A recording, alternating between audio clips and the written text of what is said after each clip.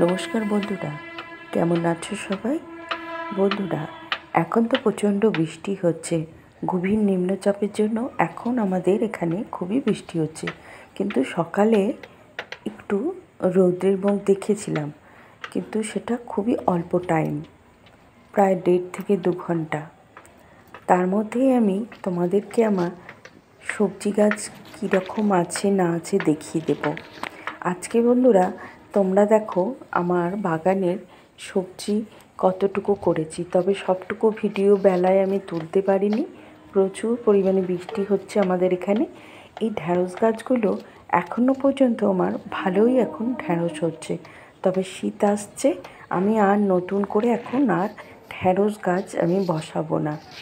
এই যা ঢ্যাঁড়স হচ্ছে অনেকটাই বড় হয়ে শেষ হয়ে আসছে, আর এবার শীতের অন্যরকম সবজির জন্য আমি এবার রেডি হচ্ছি। তাই আমি এই ঢ্যাঁড়স গাছগুলো এবার আর 2-1টা ফল দিলেই ঢ্যাঁড়স গাছগুলো আমি অন্য এই টবে অন্য গাছ আমি বসিয়ে দেবো ঢ্যাঁড়সের টবে। দেখো বন্ধুরা, এবারে কিন্তু ভালোই ঢ্যাঁড়স হয়েছে। অতি সহজে এই ঢ্যাঁড়স গাছ যে বাড়িতে হয়, এটা তোমাদেরকে আমি অনেকবারই দেখিয়ে দিয়েছি। বেশ কিছু ভালো রকম ঢ্যাঁড়স এবছর আমার ছাদ বাগানে হয়েছে। আর তার সাথে তোমাদের তো দেখাচ্ছি যে বেগুন কত সহজে হয়। তবে আমি এই সবজি বাগান সম্পূর্ণই আমার জৈবভাবে হয়। আমি কোনো রকম কীটনাশক ব্যবহার করি না, আর আমার ছাদ বাগানে বিশেষ পোকামাকড়ের উপদ্রব দেখা যায় না।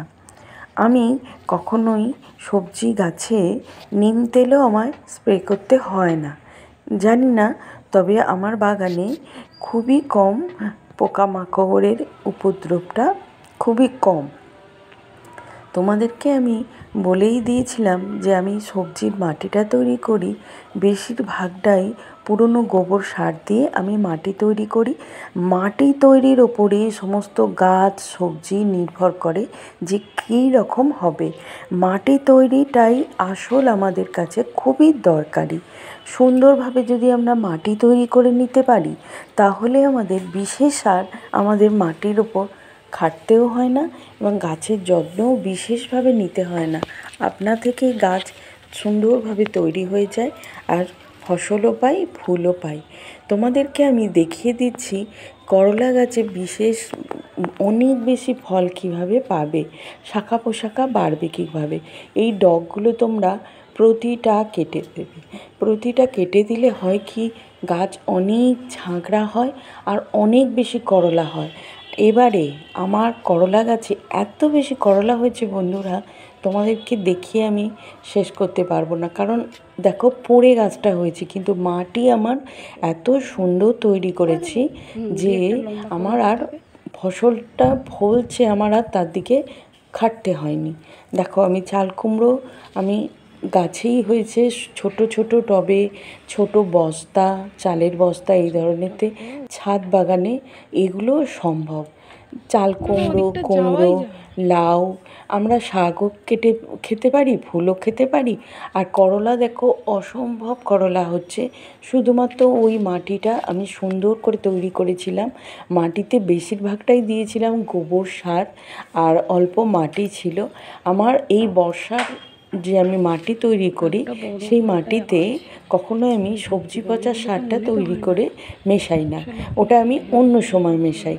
আর যখন শুকনো থাকে তখন তো সবজি পচার জল আমি দিয়ে থাকি, এই বৃষ্টির মধ্যে আমি কখনো দিই না। কিন্তু মাটিটাই তৈরি করা, বারবার তোমাদের বলে দেবো যে মাটিটাই তৈরি করা আসল ব্যাপার। তোমরা এইভাবে তৈরি করো, তোমরাও ছাদ বাগানে প্রচুর পরিমাণে জৈবভাবে ফসল তুলতে পারো। সেই যে কোনো ফসল হোক। দেখো, একটা পড়ে গিয়ে আমি দানা, যে বাজার থেকে যে করলা নিয়ে এসেছিল, সেই করলা পাকা ছিল, সেই দানাই আমি ওই গাছে, ওই সবজির ট্রেতে আমি ফেলে এসেছিলাম। সেখান থেকেই গাছ হয়েছে। দেখো, এত গাছ, এত হেলদি গাছটা করলার, তার আমি পাতাও আমাদের রান্না করে খাওয়া হয়ে গেছে। প্রচুর পরিমাণে পাতাও খেয়েছি। আর প্রতিদিন আমি দেখো, প্রতিদিন গিয়ে আমি এতগুলো করে করলা তুলে নিয়ে আসি প্রতিদিন। বেগুনও তো হচ্ছে, ভালো রকম বেগুন হচ্ছে, দেখো আমি তোমাদেরকে দেখাচ্ছি সেটা। অনেকটাই তোমরা এইভাবে ছাদে বাগান করো, সুন্দর। সবজিতে এত খাটুনি কম যে তোমরা না করলে তোমরা বুঝতে পারবে না। প্রথমেই আমি বারবার একটা কথা রিপিট করছি যে তোমাদেরকে খাটতে হবে না যদি মাটিটা ভালো তৈরি করো। দেখো, বাগান থেকে আমরা কুমড়ো ফুলও পাচ্ছি, আর যে কোনো শাক যে আমরা তৈরি করছি, কুমড়ো, লাউ, এসব শাকও তো আমরা খেতে পারছি। আর পাট গাছও আমার আছে ছাদ বাগানে, যে এত ফুল পাচ্ছি, করলা, কাঁচা লঙ্কা, যে কোনো চাল কুমড়ো হচ্ছে, লাল শাক হচ্ছে, কলমি শাক হচ্ছে, বরবটি হচ্ছে, ঢ্যাঁড়স হচ্ছে। দেখো, এত কম সময়ের মধ্যে ফসলও পাই। আর শশা গাছ, দেখো করলা প্রচুর পরিমাণে হচ্ছে, আমি তো তোমাদেরকে দেখাচ্ছি।